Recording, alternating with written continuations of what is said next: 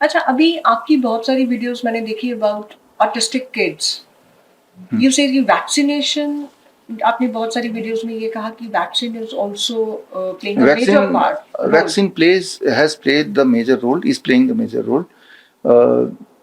अगर इस पॉडकास्ट को ऑटिस्टिक पेरेंट बच्चों के पेरेंट्स सुन रहे हैं तो उनको पता है, उनसे पूछिए आप कभी कि पहली बार कब पता चला, कब बच्चा वो एक हिस्ट्री उनकी यही रहती है कि बच्चा के ने सारे माइलस्टोन पूरे करने लगा, 11 महीने की उम्र में वो खड़ा होकर चलने लगा, तो 2-4 वर्ड मीनिंगफुल बोलने लगा, और आई टू आई कांटेक्ट बनाने लगा, ये सारा कुछ वो बताते हैं।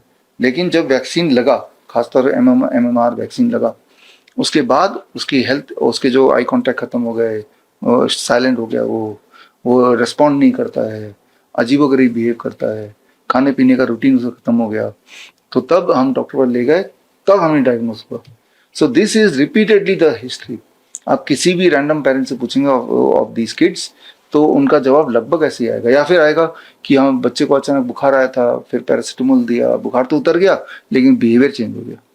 तो कई बार एंटीबायोटिक मेडिसिन, कई बार antibiotic and mostly vaccine.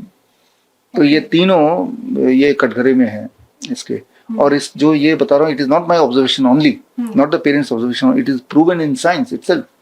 The vaccine is containing mercury, and जब मर्करी, सारे वैक्सीन आजकल इतने ज्यादा हो गए, उनका cumulative mercury content is more than 100 times the safe limit to be given. तो फिर बच्चों को वैक्सीन लगवाने नहीं चाहिए, क्योंकि बहुत सारे वैक्सीन हैं, जैसे वो एंटीमीजल वैक्सीन है, 35 वैक्सीन है। हाँ, तो वैक्सीन नहीं लगाना चाहिए, वैक्सीन का कोई फायदा नहीं है। और जिसको लगता है फायदा है, हाउ डू यू नो फायदा है कि नहीं है? ओनली एक तरीका, आजकल मेडिकल साइंस में लिखा है फायदा है क्या? क्या मेडिकल साइंस में कोई ऐसा पेपर है जिसे साबित किया गया हो कि वैक्सीन लगाने से किसी प्रकार का फायदा है? अगर तो ऐसा एक पेपर आप दे देंगे तो मैं आपको 10 लाख रुपए दे दूंगा। मेडिकल साइंस में है ही नहीं कहीं कि वैक्सीन से क्या फायदा, कोई फायदा है कि ये प्रिवेंट करेगा, नहीं है। अगर है तो आप दे दो, 10 लाख रुपए ले जाओ, है ना? है नहीं, वो तो फार्मास्यूटिकल इंडस्ट्री बोल रही है, गवर्नमेंट बोल रही है, डॉक्टर लगा रहा है वो बोल रहा है, साइंस नहीं बोल रही। तो ये पूरा नेक्सस है जो बोल रहा है, नेक्सस है ना, सारे आपस में मिले जुले सबको बढ़ रहा है ना। साइंस बोल रही तो आप दिखा दो, कहाँ है?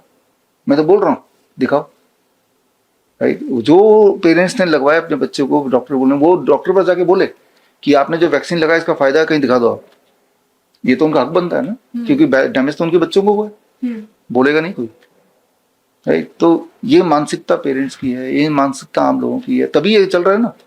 एटलीस्ट आप उनसे सवाल पूछो, नहीं मुझसे ही सवाल पूछो, आप रिसर्च करो। डर बिठा दिया गया ना कि ये एंटी वैक्सीन अगर हम नहीं लगवाएंगे तो it is not safe for a baby. जब इंसान डर जाता है तो उसको लूटना अच्छा आसान हो जाता है ना? डर बिठा दो बस, झूठा सच्चा। जैसे छोटे ना डर नहीं, तो एक छोटे बच्चे को डर बिठा देते हैं, भूत है बाहर, भूत आ जाएगा, दूध पी लो, बच्चा पीता है ना। तो डर ही होता है वो, उसका वो तो एक एब्स्ट्रैक्ट चीज है ना। अगर कोई प्रूफ दिखाए, वो बच्चा बोले मुझे प्रूफ दिखाओ भूत, तो उसी दिन डर चला जाएगा। जैसे ही वो बोलेगा पेरेंट मुझे प्रूफ दिखाओ, डर वहीं चला जाएगा, लेकिन ये पूछेगा नहीं ना वो डर, क्योंकि ये माइंडसेट है।